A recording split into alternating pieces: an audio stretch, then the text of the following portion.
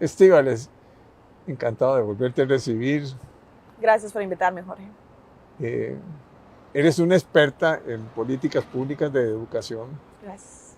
Eh, Tenés un gran currículo ahí. Estuviste en el Consejo Superior de Educación. Así es. Una gran experiencia, me imagino. ¿Ah? Enorme. Yo soy crítico de la estructura, ¿ah? Claro. De la estructura del ministerio y que comienza con el Consejo. ¿Ah? Porque yo creo que, bueno, conozco muchos de los que están ahí, pero sí me preocupa. La educación para mí es el eje central de todos los problemas que tenemos ahora. Yo acabo de escribir un artículo sobre la reestructuración de la educación. Que no puede ser que la educación todavía se mantenga con la rigidez y con los miles digamos, de profesionales, de buenos maestros, porque hay gente muy buena, muy sacrificada, pero con ese problema de burocracia tan terrible que todo lo entraba, que aquello, bueno, y que hay tantas divisiones para todo. No sé, me imagino que la ministra hace una orden y comienzan las escalas y cuando llega ahí a donde tiene que llegar, llega otra cosa. Y la revolución educativa es un hecho, ¿verdad? Urgente y necesaria. Urgente y necesaria, claro. Sí. Y desde niños, ¿verdad? Yo tengo nietos que están en pre-kinder y una maravilla, ya están hablando, prácticamente manejan un montón de palabras en inglés ya. Primero que español casi, ¿verdad? y tiene gran creatividad, o sea, tienen mucha libertad, tienen muchas herramientas y van guiándolos con los valores más importantes, ¿verdad? Lógicamente son chiquillos privilegiados porque no tienen los problemas sociales que afectan a otros hogares, ¿verdad? Que inciden muchísimo. Que inciden muchísimo, ¿verdad? Pero que también podemos darle vuelta, o sea, no quiere decir que no. Se puede resolver. Se puede resolver. Pero bueno, hablamos. Okay. Sí, no, muchas gracias por invitarme, siempre es un gusto verlo, Jorge. A mí me interesa mucho que podamos hablar de manera que la ciudadanía, al escuchar nuestra conversación, comprenda la importancia de incidir en la educación. Cuando hablamos del Consejo Superior de Educación, a mí me da la impresión, y lo he visto incluso en la Asamblea Legislativa, en otros poderes de la República e instituciones, me parece que es un órgano que recibe mucho respeto, se sabe que es importante, pero no se sabe cómo funciona. Y yo creo que ahí está uno de los puntos clave, ¿verdad? De manera que la ciudadanía comprenda, entienda, le proponga, le pida al Consejo Superior de Educación lo que necesita para que la educación costarricense fluya en esta revolución educativa que planteabas. El Consejo Superior de Educación es una estructura que surge, ¿verdad? Bueno, tiene sus antecedentes en el siglo XIX, se redimensiona por medio de la Constitución Política actual que nos rige. Y una de las cosas que es importante que nosotros comprendamos es que las personas que están ahí cambian cada 4 años en diferentes momentos, tienen diferentes representaciones de los sectores, son personas que deben tener un alto nivel técnico, un alto nivel y conocimiento político y la estructura que mencionaba anteriormente del Ministerio de Educación Pública, y ellos se encargan de aprobar la política pública que va a implementarse en educación, que era lo que usted mencionaba antes. Bueno, y el jerarca de turno envía una directriz y cómo eso se come del sistema desde arriba hacia abajo. Y en ese sentido, a mí me da la impresión que desde la experiencia, las personas no saben qué es lo que hace el Consejo. Entonces, lo primero, garantizar que la política pública tenga continuidad. Entonces, si se tomó una decisión en el 2016 de que se iba a enseñar basado en habilidades con un rumbo hacia las competencias, quienes están en el Consejo Superior de Educación deben promover que cualquier programa de estudio, la formación docente, la infraestructura educativa se oriente a que tengan las condiciones para que las personas aprendan por competencias. Entonces, ¿qué pasa? Bueno, hay que aprobar planes de formación docente. Eso deberían garantizar que suceda. Los exámenes o las evaluaciones nacionales y, digamos, estandarizadas y las que no, deben promover esa propuesta y así sucesivamente con el paso de los años. Es decir, cada vez que entre un jerarca, el jerarca que esté de turno debe conocer lo que viene aprobándose desde el Consejo Superior de Educación en la última década, 15 años e incluso más, de manera que uno pueda hacer recomendaciones, mejoras, etc. ¿Por qué la importancia o la gente va a decir, bueno, Estíbaliz, si usted también me lo mencionaba anteriormente, es que el Ministerio de Educación Pública ya es viejo, anquilosado, no mejora la estructura, y si usted me está planteando de que hay que basarse en las cosas que vienen sucediendo hace 15 años, ¿cómo vamos a mejorar? Bueno, es que no es tanto el pasado como el futuro. Exactamente. ¿Por qué? Porque todas las personas que estén en el Consejo Superior de Educación, cuya presidencia está a cargo del ministro o ministra de turno, debe pensar en estructuras de tiempo amplias. Entonces, yo ya pienso en el futuro de la educación. ¿Qué vamos a hacer en los próximos 15 o 20 años? Y ¿Cómo vamos a usar la inteligencia artificial? Claro, ¿cómo vamos a usar la inteligencia artificial? ¿Cuáles van a ser las necesidades de capacitación docente en los próximos 10 años? El equipamiento. ¿Y cómo seleccionar a los profesores? ¿Cómo hacer evaluación de los profesores? ¿Cómo hacer evaluación de las escuelas? ¿Qué son los...? ¿Cómo sabemos que los programas de estudio están dando los resultados pertinentes? No se da nada. No, exacto. Nadie evalúa nada. No se evalúa nada. No hay una búsqueda de la continua de la mejora. Entonces, ¿qué pasa? El Consejo Superior de Educación, que no está sujeto a la administración, de hecho, no está sujeto al gobierno de turno, puesto ellos van cambiando, digamos, de manera escalada. Un grupo cambia en año 1, el otro grupo cambia en año 2, 3, 4, etc. Pero algunos son exministros, ¿no?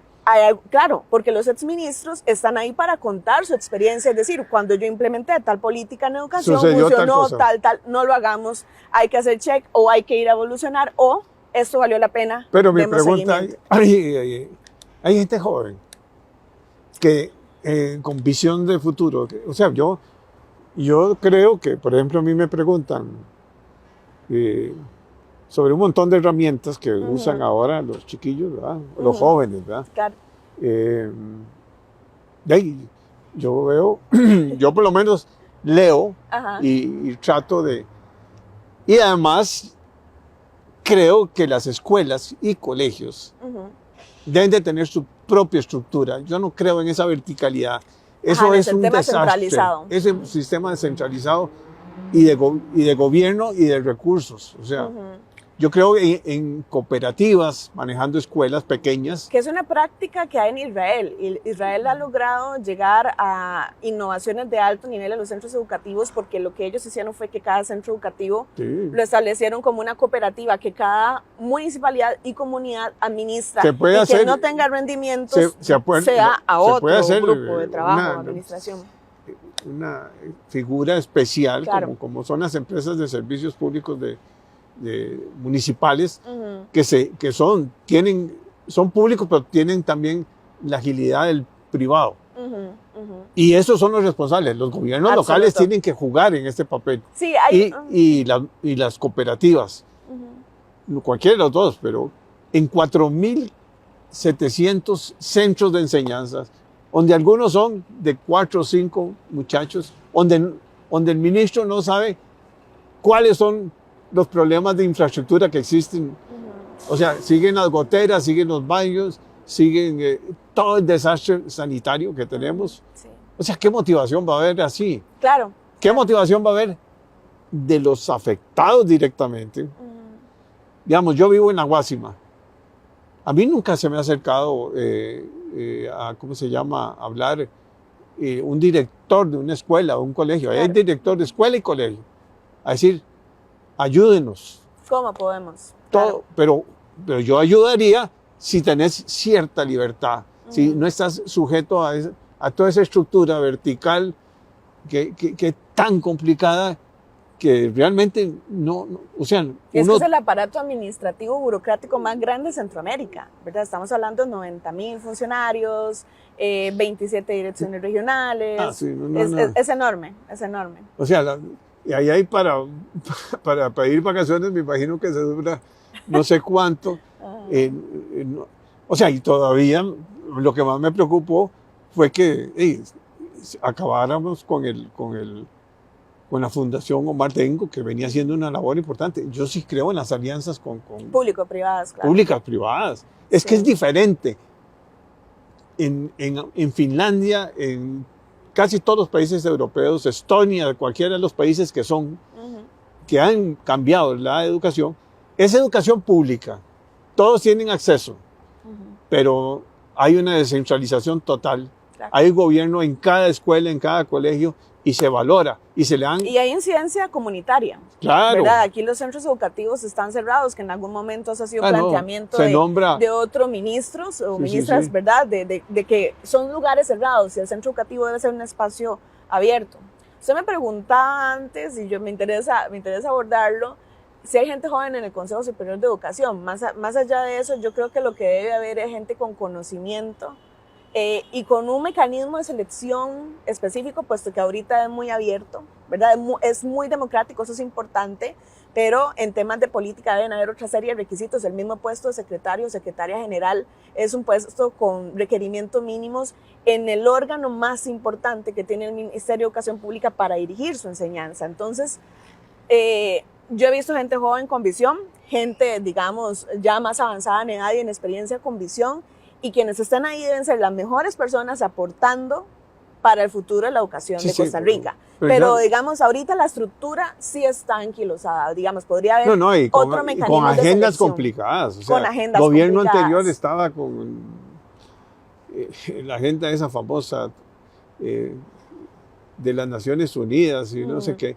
O sea, Costa Rica, preocupémonos por los valores democráticos, preocupémonos por el apoyo a la creatividad, a la innovación, al mejoramiento continuo, claro. Al pedir resultados.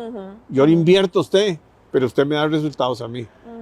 ¿Cuál? Ninguno. O sea, ¿cómo es posible que para apoyar al CNP, no sé, tienen que comprar que entre esa estructura burocrática del CNP para entregar los alimentos a las escuelas y colegios? O sea, sigue uno pensando en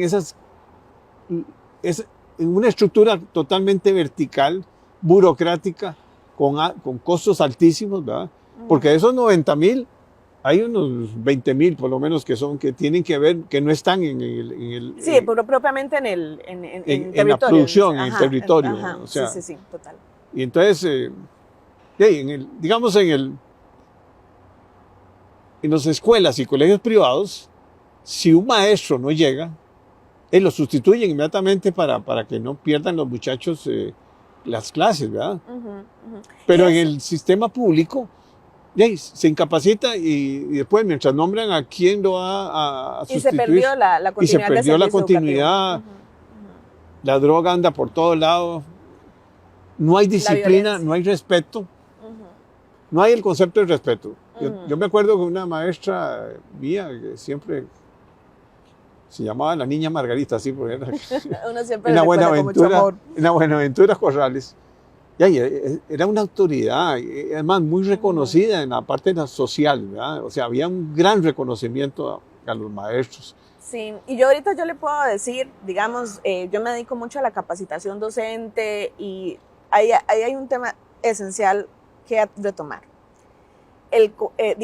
Está el Consejo Superior de Educación como director de la política pública, pero es responsabilidad del ministerio posicionar al docente y darle las herramientas para hacerle frente a la sociedad y los retos a los que nos enfrentamos. Y lo que yo le puedo decir que he visto recientemente es un éxodo de personas docentes por las condiciones salariales que tienen, porque no reciben capacitación, porque se sienten solas en el quehacer, porque han perdido prestigio y estatus, cuando en otros países una política prioritaria es la reivindicación de las personas docentes. Claro. Entonces, a mí me preocupa mucho los esfuerzos que históricamente ha hecho el país en invertir en capacitación e incluso en aumentar los salarios de las personas docentes para que se profesionalizaran, llevando más cursos, reconociendo quién tenía licenciatura, bachillerato y maestría, para que ahora resulta que por un tema de motivación y de falta de un trabajo real y cercano con el docente, estas personas estén yendo a trabajar al lado corporativo o desarrollen tutorías o se vayan al sector privado. Es decir, que el tiempo que hemos venido invirtiendo en nuestros docentes y el presupuesto se nos están yendo de las manos. ¿Para qué? Para que entren personas que los docentes no les son importantes, claro que sí, pero que no tienen la experiencia, el bagaje y la formación que hemos buscado por años que recibieron. Y la pedagogía. O sea, claro, la formación, la pedagogía, la esencia. La esencia, pero... Y que son quienes pueden guiar a los docentes noveles para hacer pero mejor también las hemos cosas cometido errores que no hemos seleccionado tampoco bien. No hay mecanismos de selección. No hay mecanismos de evaluación. Idoneidad, que llamarían. Idoneidad. O sea, es que estamos... Yo creo que, digamos, hay claridad en lo que hay que hacer. Lo que hay que establecer son prioridades. Entonces, prioridad 1, calidad docente. No hay sistema educativo que pueda fluir bien si no hay calidad docente. Para eso hay que invertir en desarrollo profesional y sí hay que sacar a los docentes del aula. Hay formas, digamos, yo en algún momento he pensado por qué si hay, digamos, digamos, y ahora con las herramientas que hay ahora, etcétera, de los 200 días, ¿por qué no establecer que la primera semana, las 2 primeras semanas del inicio del curso lectivo, se dediquen los docentes a capacitarse en las más recientes tendencias de educación e innovación? Ese tipo de cosas, porque al fin y al cabo los primeros 15 días y ahora con las posibilidades que existen con la virtuales, o sea, sí. Ahora puedes... Y ese es otro tema, porque cuando uno revisa los contenidos de lo que se les está enseñando, Office, se les está enseñando cosas básicas, cosas que debieron haber sido superadas hace mucho tiempo. ¿Y por qué se da esto? Porque no ha existido esa visión de la educación. Yo necesito que los profes ya estén aprendiendo a utilizar inteligencia artificial en el aula, porque eso es lo que viene. Pero ni siquiera se habla, ni siquiera es una de las temáticas esenciales de las cuales se hable de lo que va a pasar en educación en las próximas, digamos, en los próximos años. No están dentro de los planes de desarrollo profesional. Las alianzas público-privadas. Vamos a ver, un tema como el de Fundación Omar Dengo. Fundación Omar Dengo fue hecha 40 años para dinamizar la forma en la que la tecnología llegaba a las aulas. Y ahora, bueno, está bien, Ministerio de Educación Pública, encárguese de eso, pero ¿cómo usted va a dinamizar que las cosas logren llegar los equipos a tiempo? Ahí están los equipos almacenados.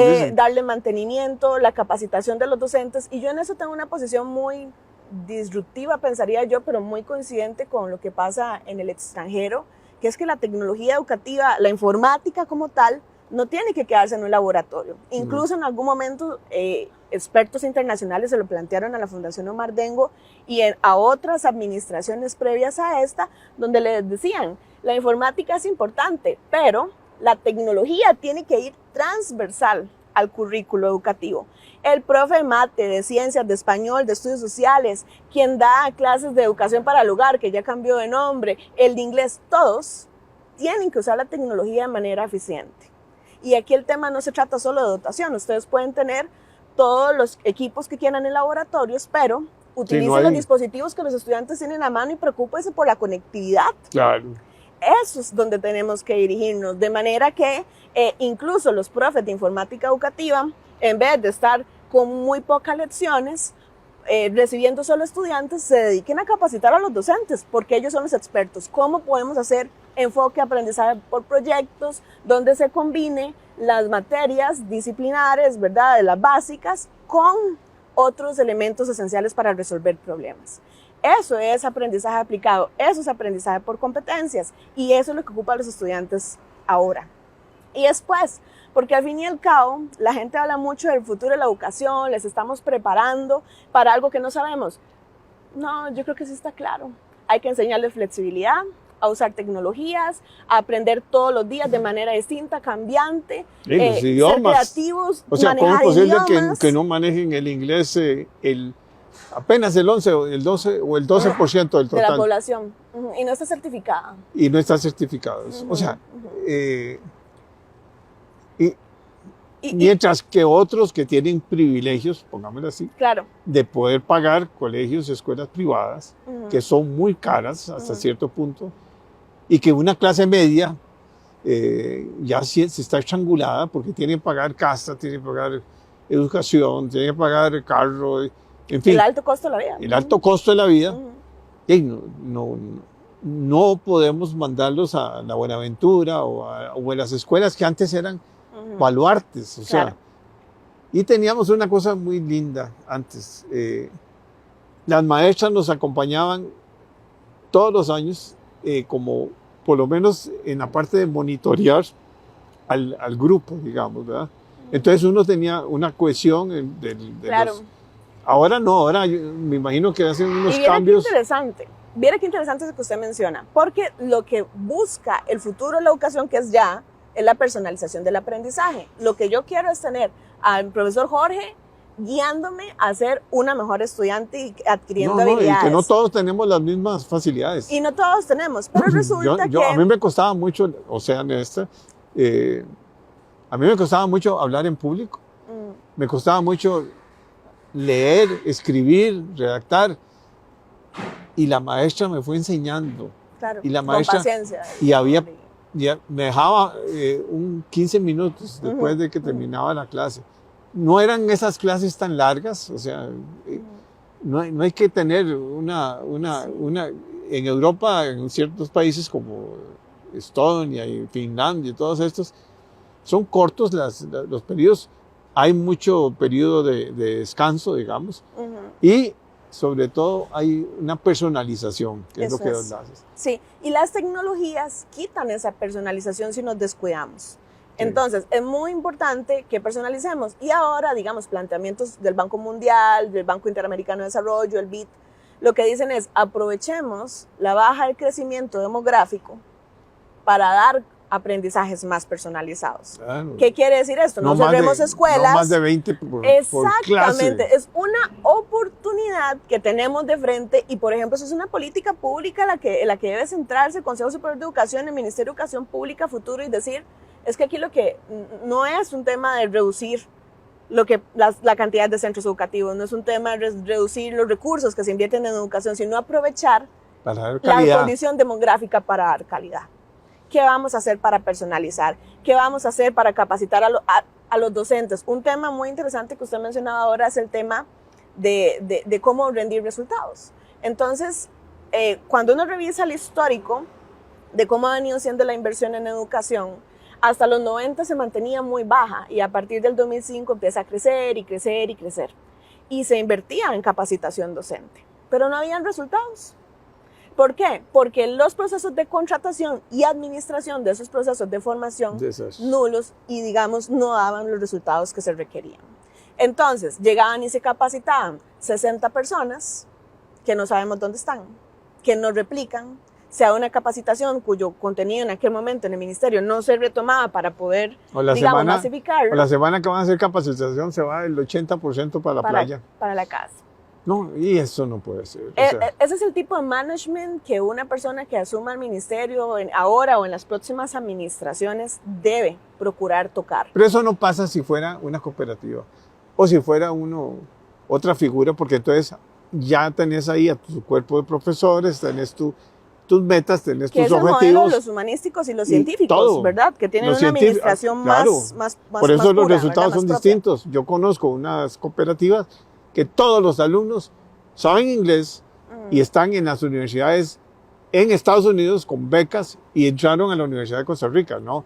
No que aquí el 30% o el 20% de los que salen no pasan el examen de la UCR. Entonces, la UCR pierde otro año más dándoles un montón de capacitación y formación. Y entonces, todo es ineficiente porque si un chiquito no recibe desde chiquito las bases, no va a ser. Se puede hacer, pero digamos, ahí hay formas estratégicas. Invirtamos en hacer a las personas docentes de tantas materias como se pueda bilingües, para que den las clases en inglés como se hace. ¿Cómo vas a conseguir eso? Ni en la Universidad de Costa Rica ni siquiera tienen bilingües. Y ahí viene otro asunto, ¿verdad? Que es el tema de la relación con las universidades y plantear las necesidades del Ministerio de Educación a las universidades para que empiecen a formar a los estudiantes a partir de 2028 bilingües. Exactamente. Pero sí. tenemos una política educativa que habla de idiomas, que dice que Costa Rica va a ser bilingüe al 2040. Don Jorge, yo para el 2040 necesito que sean trilingües, que hablen 4 o 5 idiomas. No estamos pensando en la urgencia rapidez que requiere el sistema. No, y si hay que traer muchachos que están haciendo pasantías Total. en Estados Unidos, véngase a dar clases. Pasantes, venga, claro. O sea, hay una emergencia. Hay una emergencia. O sea, por ejemplo, me imagino que en la escuela pública de Monteverde tienen gente hablando inglés continuamente, porque es un centro turístico Quisiera uno. y necesitan, pero aprender un idioma hay que aprenderlo desde chiquitillo, porque si no, ya cuando uno es viejo, ya no aprende tanto. Bueno, las estructuras cognitivas lo permiten, pero de una manera diferenciada, digamos, un poco más lenta, pero se puede. Pero nosotros ya no podemos jugárnosla, ¿verdad? Y cualquiera que vea este video puede decir, claro, pero ya nosotros empezamos con el bilingüismo en preescolar, pero el tema es la velocidad, el tema es que ni siquiera se ha resuelto, responsabilidad. No se han resuelto ni siquiera los pendientes de una pandemia, los pendientes que venían lanzando el Estado de la Educación desde hace más de 3 informes que ya corresponden a 12 ya no son años. diagnósticos, es que la situación es de emergencia ya. Sí, y ese es otro punto que yo quería como abordar. Porque ya diagnósticos, ya para qué tanto diagnóstico, ya sabemos que es un desastre. La educación costarricense no puede ser paliativa. Esto es, los 2 ejes centrales de la política pública y el desarrollo económico de un país están en la salud y en la educación. Y así como en la salud, lo mejor es prevenir que usted padezca de diabetes o que tenga algún padecimiento, lo mismo en educación. No podemos venir a hacer política pública para decir, vamos a resolver la enfermedad que ahora tenemos. Lo que tenemos que evitar es enfermedades orgánicas del sistema educativo, hacer las cosas bien diferentes, planificadas a futuro para lograr tener buenos resultados. Pero ahorita nos estamos dedicando a quemar incendios. Y aparece uno aquí, y otro aquí, y otro acá, y otro acá. Y mientras estemos bajo esa dinámica, es poco probable que el sistema nos convenza con sus resultados. Y vamos a ver, antes la comunidad se involucraba. Exacto. En También. todo. O sea, si alguien de las comunidades se encargaba de todo lo que es infraestructura, otro era del transporte, digamos, otro. O sea, hay mucho recurso humano alrededor de muchas escuelas Sí. y no necesariamente, y además quieren hacer labor, porque es una labor social. En este momento es Y son labor. nuestros niños y niñas. Y ¿verdad? sí, claro. no puede ser, bueno, es que no, yo solo voy a estar en el barrio, no sé, Los Yoses. No, es en Los Yoses. Usted tiene que ir veamos ahí los barrios marginales y ahí es donde la gente tiene que ver la problemática y ver el drama humano, porque ¿qué es lo que pasa? Si el 30% no llega ya ni a 30% más o menos que no llega a secundaria, Que no termina. que no termina, de ahí es peligrosísimo. Y además Sí. la repitencia y además la falta de respeto hacia el profesor. ¿Por qué? Yo te acuso. Entonces, ¿cómo me acusa usted? Alumno acusando al profesor. Y lo que nos ha posicionado como país delante del mundo ha sido la calidad de la formación que ha caracterizado a Costa Rica por años de años. Estamos perdiendo lo que nos mantiene competitivos. El activo más importante. Lo que nos mantiene competitivos. ¿Para qué hablar de competitividad y para qué hablar de traer nuevas inversiones? Si los muchachos que salen no tienen las habilidades blandas y no manejan otro idioma, no manejan matemáticas elementales, no redactan. No saben leer. No saben leer. Sí. No saben sí. escribir.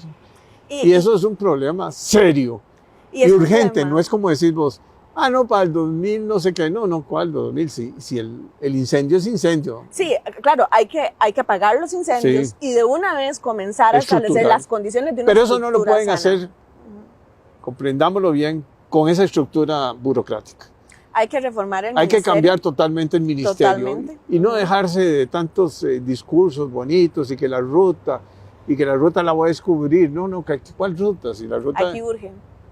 ya es urgente y los chiquitos necesitan, y los niños y los adultos necesitan, porque ya son adultos, Y la parte técnica de él necesita. O sea, y en general la gente dice, bueno, es que lo de Finlandia no puede pasar aquí porque Finlandia, porque Costa Rica no. no. Las buenas prácticas están establecidas. Lo que es y se puede replicar, y se puede hacer, y se puede adaptar. Porque Entonces, como sí se es llama, posible. Chile lo está haciendo Claro. mejor, Uruguay lo está haciendo mejor. Con menos presupuesto. Con incluso, que menos nosotros presupuesto. tenemos. Y nosotros, nosotros es siempre, es que necesitamos más recursos. No.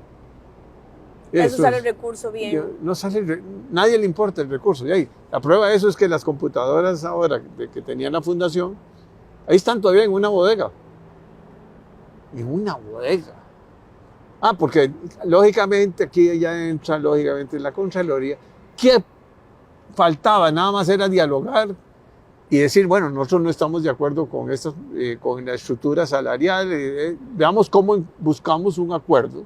Que es un tema de intervenciones, ¿verdad? Lo que se tiene que hacer es fortalecer la institucionalidad. Claro. En otros países el modelo ha sido ese, un órgano ejecutor que se encarga de dinamizar el tema de la tecnología. En Uruguay así es.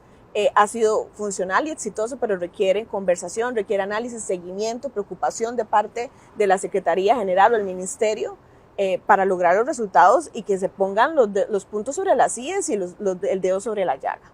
¿Verdad? No es decir, bueno, empezamos de cero, lo hace más complejo. O que se dure 2 años o que las incapacidades anden ahí.